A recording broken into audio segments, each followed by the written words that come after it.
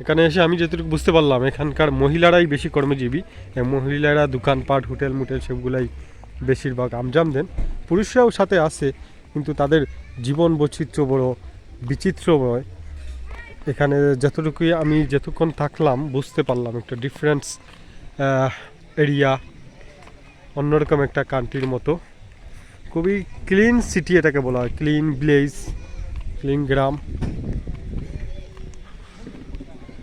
এখানকার গাড়িগুলোও অত্যন্ত সুন্দর, এবং আমাদের দেশে বাংলাদেশে যেরকম সিএনজি অটোরিক্সা সেরকম গাড়ি এখানে নেই, এবং সেই গাড়িগুলো অনেক হেভি এবং খুবই স্পিড এবং smooth sound, everything is okay. দেখতেই পাচ্ছেন আপনারা, অবলম্বন করতে পারতেছেন যে এই জায়গাটা আসলে অনেক পরিষ্কার। দেখেন আমাদের বাংলাদেশে হলে কি হতো, এখানে দেখতেন পোটেটো চিপস, এই সিগারেট, তারপরে পানির পিক, স্বাভাবিক হতো।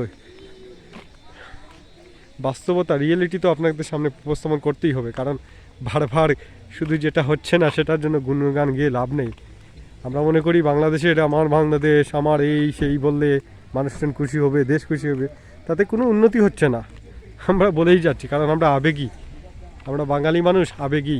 এখানে আমাকে অনেক বলবেন যে উনি এইখানে গিয়ে এই মারতেছে সেই মারতেছে, I don't care what other people think of me, I enjoy my life with my one rules.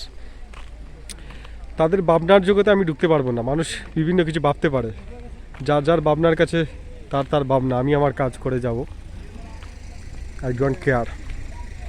Okay, every situation in life is temporary, so when life is good, make sure enjoy and live fully, and when life is not so good, remember that it will not last forever and better days are in the way.